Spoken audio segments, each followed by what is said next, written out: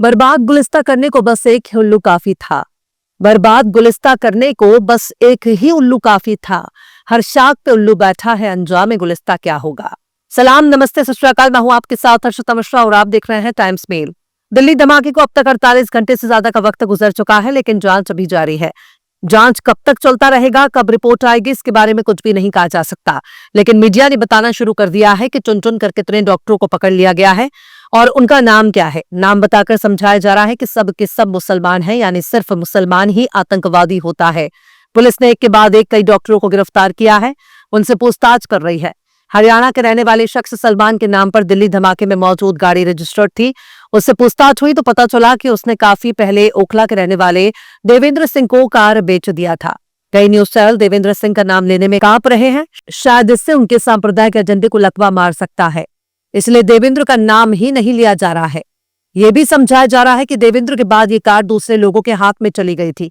अब जांच एनआईए के हवाले कर दी गई है, लेकिन मीडिया रिपोर्ट्स में ये बात भी खुलकर सामने आ रही है कि हुंडई i20 कार धमाके से पहले 3 घंटे तक लाल किले के नजदीक पार्किंग में खड़ी थी। अब मीडिया में ये कयास लगाए जा रहे हैं कि 3 घंटे तक आखिर ये पार्किंग में क्यों खड़ी थी। लेकिन जिस तरह की गिरफ्तारियां देखी गई हैं, उस पर एक ऐसे शख्स ने गंभीर सवाल उठाए हैं जो पूरी जिंदगी अदालती निजाम का हिस्सा रहा है। सुप्रीम कोर्ट के रिटायर्ड जज ने इस पूरे मामले पर जो कुछ कहा वो बहुत हैरान करने वाला है, जिससे पता चलता है कि हमारा सिस्टम किस तरह से काम करता है और कैसे किसी को भी फंसाने के लिए हर वक्त तैयार खड़ा रहता है। सुप्रीम कोर्ट के रिटायर्ड जस्टिस मार्कंडेय काटजू ने सोशल मीडिया प्लेटफॉर्म एक्स पर लिखा है कि बिना जांच पड़ताल के दिल्ली धमाके के मुजरिमों के नाम का ऐलान कर दिया गया है और ये सब मुस्लिम होने की वजह से किया गया है, ताकि समझाया जा सके कि दुनिया के सारे मुसलमान आतंकवादी होते हैं जिनके पास बम छोड़ने के अलावा कोई काम नहीं है। वो कहते हैं कि ये रिवायत बन गई है। ज्यादातर भारतीय मीडिया टीआरपी के लिए कई पॉलिटिशियनों की पॉलिटिक्स मुसलमान, मुर्गा, मछली, मंदिर, मस्जिद, पाकिस्तान, तालिबान के बिना नहीं चल सकती। अपने एक और ट्वीट में जस्टिस काटजू लिखते हैं कि हाल में हुए दिल्ली बम धमाकों की किसी भी जांच से पहले भारतीय न्यूज चैनलों ने आरोपियों के नाम का जिक्र किया है।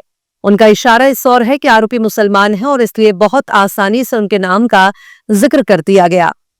जस्टिस मार्कंडेय काटजू भारतीय पुलिस के काम करने के तौर तरीकों पर भी सवाल उठा रहे हैं। वो कहते हैं कि हमारी निकम्मी पुलिस हाल ही में हुए दिल्ली बम धमाकों के असली दोषियों का पता कभी नहीं लगा पाएगी, जिनमें कई लोग मारे गए थे, लेकिन किसी न किसी को तो फंसाना ही होगा, भले ही कोई सबूत ना हो, क्योंकि अगर कोई फंसा नहीं तो पुलिस वाले सस्पेंड हो जाएंगे।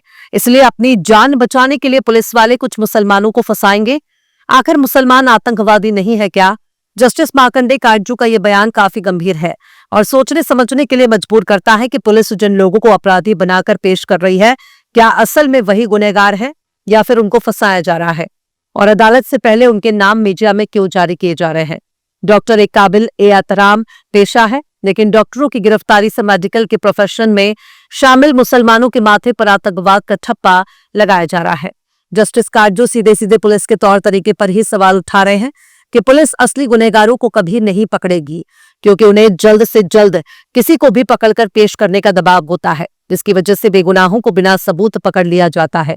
जस्टिस काटजू बता रहे हैं कि आरोपियों का मुस्लिम होना ही काफी है, जिसकी वजह से बहुत ही आसानी से उनको आतंकी बताकर गिरफ्तार कर लिया जाता है। जस्टिस काटजू देश के अलग अलग अदालतों में जज रहे हैं। सुप्रीम कोर्ट में भी उन्होंने अपनी सेवाएं दी हैं। प्रेस काउंसिल ऑफ इंडिया के चेयरमैन भी रह चुके हैं। वो अपने बेबाक बयानों के लिए काफी चर्चा में रहते हैं। साल 2011 में प्रेस काउंसिल ऑफ इंडिया के चेयरमैन रहने के दौरान कहा कि 90% भारतीय मूर्ख हैं और मीडिया का काम उनका मनोरंजन करना है। जस्टिस काटजू के इस बयान से मीडिया जगत में काफी हलचल मच गई थी।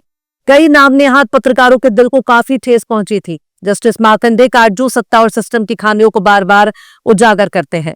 एक बड़े आलोचक के तौर पर भी जाने जाते हैं। वो पत्रकारों की तरह सरकारी जबान नहीं बोलते। इस दौरान फरीदाबाद की पुलिस भी काफी ज्यादा परेशान है। मीडिया में चलाई जा रही फर्जी खबरों के खिलाफ बार बार खंडन जारी कर रही है। मीडिया में दावा किया जा रहा था कि फरीदाबाद के सेक्टर 56 में विस्फोटक सामग्री मिली है। इस पर फरीदाबाद ने बयान जारी कर मीडिया के इस दावे का खंडन किया और कहा कि ये सामग्री शादी ब्याह में चलने वाले पटाखे और उसके मटेरियल्स है। इसका आतंकवादियों से कोई संबंध नहीं है। फरीदाबाद पुलिस ने मीडिया के दावे को भ्रामक बताया है। हरियाणा की फरीदाबाद पुलिस ने अपने एक और ट्वीट में लिखा, कुछ मीडिया चैनलों और सोशल मीडिया प्लेटफॉर्म पर खबर प्रसारित हो रही है कि लाल किला दिल्ली के सामने पार्क हुई संदिग्ध I-20 कार पिछले 10 से 11 दिनों से अल-फलाह यूनिवर्सिटी के धौच में थी। फरीदाबाद पुलिस इसकी पुष्टि नहीं करती और इस खबर का खंडन करती है। यानी अल-फलाह यूनिवर्सिटी को आतंकवाद का अड्डा बताने की कोशिश हो रही है, क्योंकि जो डॉक्टर आरोपी बनाए गए हैं उनका ताल्लुक इसी अल-फलाह यूनिवर्सिटी से है। आखिर मीडिया किसके इशारे पर इतना फर्जी खबर चला रही है और किसके पीछे कौन सा नेटवर्क काम कर रहा है, इसकी भी जांच होनी चाहिए। मीडिया में यह भी दावा किया जा रहा है कि गिरफ्तार उमर और मुजम्मिल तुर्की गए थे और जैश के हैंडलर से उनकी मुलाकात हुई थी। आखिर ये दावा कितना सच माना जाएगा? अगर ये सबूत पुलिस ने दिए हैं तो ये सबूत अदालत को क्यों नहीं दिए? ये सबूत अदालत में पेश करना चाहिए। शुरुआती जांच में सामने आया है कि धमाके में अमोनियम नाइट्रेट और डेटोनेटर का इस्तेमाल हुआ हो सकता है, लेकिन गौर करिए कि एनडीटीवी सूत्रों के हवाले से ये कह रहा है कि कार चला रहा संदिग्ध पुलवामा का डॉक्टर उमर मोहम्मद था, जिसका फरीदाबाद के आतंकी मॉड्यूल से लिंक बताया जा रहा है। एनडीटीवी बता रहा है कि कानपुर से 9 संदिग्ध लोगों को हिरासत में लिया गया है और उनसे जांच एजेंसी की टीम पूछताछ कर रही है। एनडीटीवी ये भी बता रहा है कि अल-फलाह यूनिवर्सिटी ने बम धमाके की वारदात पर अफसोस जताया है और कहा है कि उनके 2 डॉक्टरों को हिरासत में लिया गया है। यूनिवर्सिटी कैंपस में कोई विस्फोटक या केमिकल नहीं मिला। हरियाणा के फरीदाबाद जिले के मुस्लिम बहुल धौज गांव में बनी अल-फलाह यूनिवर्सिटी को आतंक का अड्डा बताया जा रहा है। यूनिवर्सिटी को सफेद पोश आतंकी मॉड्यूल कहना शुरू कर दिया है। एनडीटीवी सवाल उठा रहा है कि यूनिवर्सिटी के 40% डॉक्टर कश्मीर से ताल्लुक रखते हैं। एनडीटीवी आखिर ये कौन सी पत्रकारिता कर रहा है और क्या करना चाहता है? जाहिर सी बात है एनडीटीवी अब कॉर्पोरेट के कंट्रोल में है, इसलिए कॉर्पोरेट की जबान बोल रहा है। अल-फलाह यूनिवर्सिटी का लिंक कश्मीर से जोड़ा जा रहा है। क्या कश्मीर भारत का हिस्सा नहीं है? 3 डॉक्टरों की गिरफ्तारी के बाद अल-फलाह यूनिवर्सिटी को मीडिया बदनाम कर चुकी है। जाहिर सी बात है अल-फलाह यूनिवर्सिटी में एमबीबीएस की तैयारी करने वाले बच्चों को अब अल-फलाह के अलावा महंगे कॉर्पोरेट मेडिकल कॉलेजों में जाने के लिए मजबूर होना पड़ेगा। ऐसा लग रहा है जैसा ये पूरी साजिशी कॉर्पोरेट और पूंजीवादी लॉबी के जरिए अल-फलाह को इसी बहाने बदनाम किया जा रहा है। मन घड़ंत और फर्जी खबरों को प्लांट किया जा रहा है, पर जवाबदेही किसी की नहीं है। इसी को पूंजीवाद कहते हैं।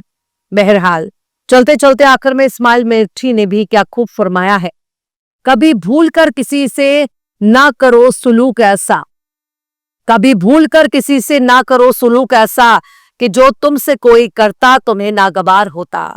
फिलहाल इस खबर में बस इतना ही। इस पूरी खबर को शम्स तबरेज ने लिखा है, जिन्हें आप ट्विटर पर भी फॉलो कर सकते हैं। ट्विटर हैंडल है @शम्स तबरेज कासी। वीडियो आपको कैसा लगा कमेंट बॉक्स में जरूर से बताइए। वीडियो पसंद आए तो लाइक करें, शेयर करें और बेबाक निष्पक्ष स्वतंत्र पत्रकारिता को सपोर्ट करने के लिए आप हमारे चैनल टाइम्स मेल को जरूर से सब्सक्राइब करें और हाँ, बेल आइकन की घंटी वाली बटन आप जरूर से दबा दें ताकि आपको हमारे आने वाले नए वीडियो की नोटिफिकेशन फौरन ही मिल जाए। फिर मिलते हैं किसी और वीडियो में एक नई खबर के साथ। हर्षिता मिश्रा को दीजिए इजाजत। जय हिंद। अगर अभी तक आपने हमारे चैनल टाइम्स मेल को सब्सक्राइब नहीं किया है तो जल्दी से सब्सक्राइब कर दें और बेल आइकन भी प्रेस कर दें।